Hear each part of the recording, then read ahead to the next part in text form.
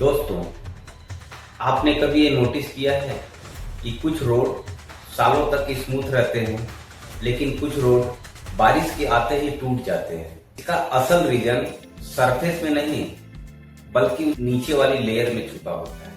आज हम समझेंगे मोर्थ क्लास 406 के बारे में, जिसमें कि WMM को डिफाइन किया गया है, जो मॉडर्न रोड कंस्ट्रक्शन की सबसे इम्पोर्टेंट बेस लेयर मानी जाती है। इस वीडियो में हम WMM को डिटेल में समझेंगे। नंबर 1, इसका स्कोप और मटेरियल्स क्या है।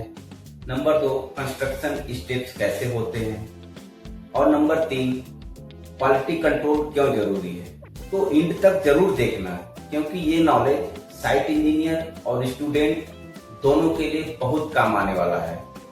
जरा सोचो, आप एक हाईवे इंजीनियर हैं और आपको एक रोड प्रोजेक्ट का काम मिला है और क्लाइंट की डिमांड है कि रोड ड्यूरेबल होनी चाहिए, हैवी ट्रैफिक भी झेले और वाटर डैमेज भी ना हो। तो यहीं पे आता है WMM यानी वेट मिक्स मैकडम, एक वाटर प्रीमिक्स्ड क्रश्ड एग्रीगेट लेयर, जो कि सबग्रेड और सरफेस के बीच में एक स्ट्रांग फाउंडेशन प्रोवाइड करती है। अब हम जानेंगे स्कोप और मटेरियल्स के बारे में। मोर्थ क्लास 406 कहता है क्लीन क्रश्ड ग्रेडेड एग्रीगेट और प्लस ग्रेनुलर मटेरियल वाटर के साथ प्री मिक्स करके प्रिपेयर सबग्रेड या सब बेस पर, जिसमें कि minimum thickness of single layer 75 mm का होता है और वाइब्रेटरी रोलर यूज करने पर यह थिकनेस 2 mm तक भी हो सकती है। अब हम मटेरियल्स की बात करें तो कोर्स एग्रीगेट सिर्फ क्रश्ड स्टोन होना चाहिए। अगर ग्रेवल यूज करें तो कम से कम 90% पार्टिकल फ्रैक्चर्ड फेसेस वाले हों। इसके फिजिकल टेस्ट रिक्वायरमेंट कुछ इस प्रकार है। Los Angeles abrasion value not more than 40%, aggregate impact value not more than 30% और flakiness plus elongation index not more than 35%। अब हम बात करेंगे कंस्ट्रक्शन प्रोसेस की। Step 1, preparation of base. सबसे पहले सबगेट को प्रॉपर तैयार करना जरूरी होता है। Step 2, mixing in plant. Aggregate को पग मिल या बैचिंग प्लांट में वाटर के साथ होस्ट मिक्सिंग से तैयार होते हैं।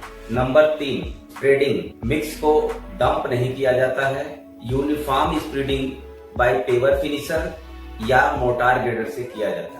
अब हम जानेंगे कॉम्पैक्शन के बारे में। कॉम्पैक्शन एक क्रिटिकल स्टेप है। यदि लेयर की थिकनेस 100 mm से कम है तो वहां पे हम स्मूथ व्हील रोलर का उपयोग करेंगे, जिसकी कैपेसिटी 80 से 100 किलोन्यूटन होनी चाहिए। और यदि लेयर की thickness 2 mm up to 2 mm है तो वहां पे वाइब्रेटरी रोलर का उपयोग करेंगे और उसमें कैपेसिटी होगी 80 से 100 किलोन्यूटन की। और रोलिंग प्रोसेस लोअर से अपर एज की तरफ किया जाता है और कैम्बर पोर्शन में एज से सेंटर की तरफ किया जाता है। अब हम बात करेंगे स्टेप 5 के बारे में। स्टेप 5 कहता है drying plus no traffic. Compaction के बाद लेयर यानी बेड को 24 आवर्स से होने देना जरूरी है। इस सरफेस पे नॉर्मल ट्रैफिक अलाउ नहीं हो, केवल कंस्ट्रक्शन इक्विपमेंट वो भी अप्रूवल से चल सकता है। Quality control. अब हम बात करेंगे सीन 7 की।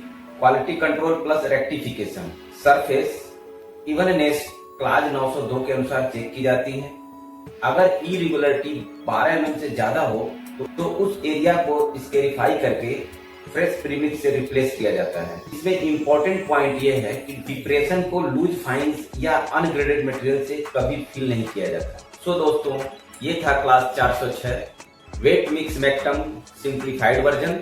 जब भी आप किसी हाईवे पे चले तो ये जरूर याद रखें, रोड की स्ट्रेंथ सिर्फ उसके सरफेस से नहीं आती है, बल्कि WMM जैसी हिडन लेयर से आती है। अगर ये वीडियो आपको हेल्पफुल लगा हो तो लाइक शेयर कमेंट जरूर करें और अगले वीडियो में हम रोड कंस्ट्रक्शन का एक और इम्पोर्टेंट क्लास डिस्कस करेंगे। तब तक के लिए जय हिंद, जय इंजीनियरिंग।